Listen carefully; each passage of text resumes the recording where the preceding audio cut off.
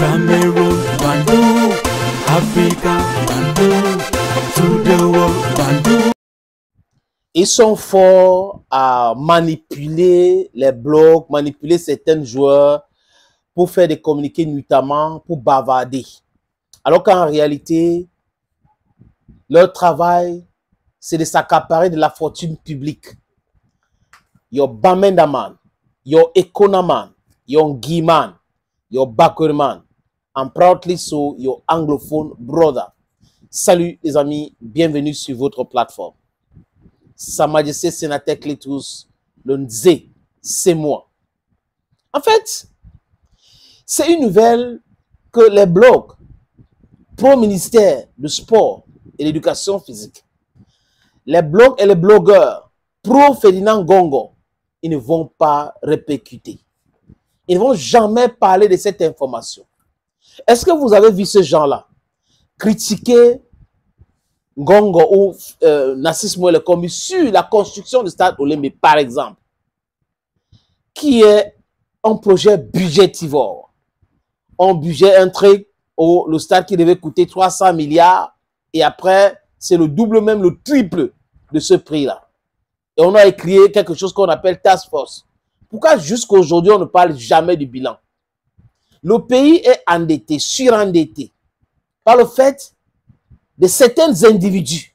Et ces individus-là pensent que le pays les appartient.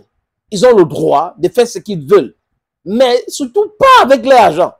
Avec l'argent de contribuables, avec l'argent de Camerounais. Cet argent pouvait servir la construction des hôpitaux ou fournir même des hôpitaux, des plateaux techniques modernes. Ou construire les écoles. Vous avez vu dans certaines régions? Dans certaines régions, on a une école de classe 1 to classe 6 où c'est 2 enseignants, parfois un enseignant pour tous ces élèves. Et les enseignants sont super mal payés. Le personnel santé, soignant, super mal payé. Raison pour laquelle les médecins créent des centres de santé. Si vous n'avez pas compris ça, vous allez les critiquer pour les critiquer. Mais seulement dans ce pays, ceux qui bavardent, ceux qui devraient construire le pays, sont payés pour rien. Et ceux qui sont en train de travailler pour sauver des vies, pour éduquer les Camerounais, travaillent beaucoup, mais reçoivent peu. Vous trouvez que c'est normal? Voilà donc un autre problème au Cameroun.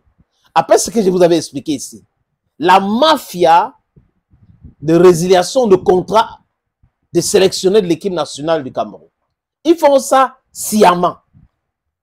Parce que si on te licencie de façon abusive, tu vas porter plainte et tu auras gain de cause et tu vas réclamer le paiement et ils vont aller dans la caisse de l'État, sortir l'argent, te payer, ils auront aussi les intérêts là-dedans, leur pourcentage.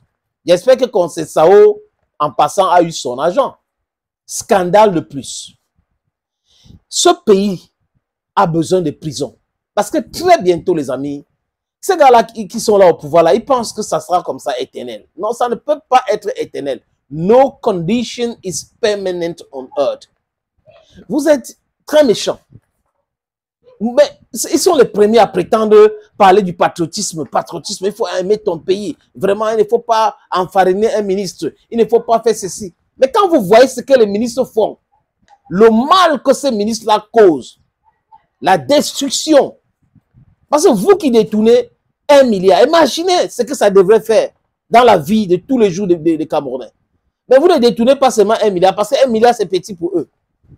C'est 1 milliard, 2 milliards, 3 milliards, 4 milliards, 5 milliards, 6 milliards, 7 milliards, 8 milliards. D'autres détenus jusqu'à 100, 200 milliards. C'est pour faire quoi? Vous allez mettre dans quel compte? Peut-être que vous avez le couvre-feu chez vous, vous mettez l'argent là-dedans, et le jour où les billets de banque changent, ça commence à être un problème. Vous commencez à construire des maisons aux jeunes filles, partager l'argent comme ça. Mais c'est quelle cruauté comme ça? Olembe, on donne le marché à Piscini, la société italienne, les amis. Cette société commence la construction du stade. Et tout le monde sait comment ça fonctionne au Cameroun. Hein? On te donne un marché, après on te dit on veut le pourcentage. Donc voilà, il faut facturer ça à 200 milliards, je dis n'importe quoi. Et dans ces 200 milliards, nous avons notre 75 milliards dedans et tout. Peut-être que c'est comme ça que ça a fonctionné avec Piscini. Mais on apprend que c'est Ferdinand Gongo, le secrétaire général de la présidence de la République, ministre d'État, qui a résilié ou retiré le contrat de façon illégale et abusive de Piscini. La société italienne donc a porté plainte. M. Gongo enlève le marché à Piscini pour donner à qui? À McGill, la société canadienne. Et avec McGill, ils ont eu des problèmes aussi. Est-ce que c'est parce que Piscini avait refusé de verser les pots de vin? Je n'en sais rien. Est-ce que même McGill, qui a eu des problèmes encore avec moi le commis, parce que moi le commis a fait des communiqués et tout ça, on le disait ça ici. Est-ce que c'est toujours les histoires des pots de vin? Je n'en sais absolument rien. Qu'est-ce qui s'est-il passé? Pourquoi M. Gongo a retiré de façon abusive, illégale, le contrat de Piscini qui construisait le stade Olembe à Yaoundé? Le stade Olembe devait être un complexe appelé complexe Paul Biya. Les stades de basket, des tennis, l'hôtel 5 étoiles, un hypermarché. On est à quel niveau là avec ça, les amis? Vous avez vu ça? Vous avez vu ça? Même les écailles sortaient même la dernière fois que je vous avais proposé les images ici. Le Cameroun vient de perdre le procès contre Piscini. Le montant ici, les amis, c'est 300 millions d'euros. Vous ne rêvez pas. 300 millions d'euros, c'est plus de 100 milliards de francs CFA que l'État du Cameroun doit payer du fait de certains individus. Parce que M. Ngongo n'était pas content avec Piscini. Imaginez aussi pour McGill. On ne sait jamais.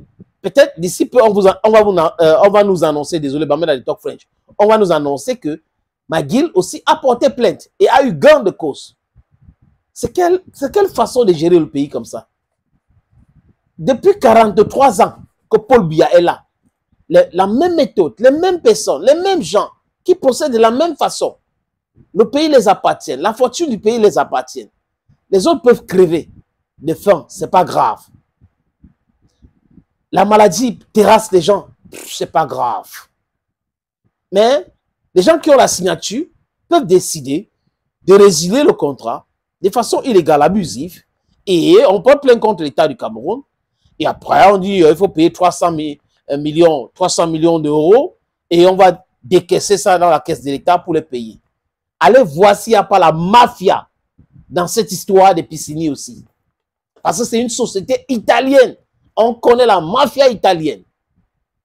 Les processus qui ont conclu jusqu'à arriver à l'obtention de ce marché doivent être publiés aussi. Le Cameroun est géré de façon opaque.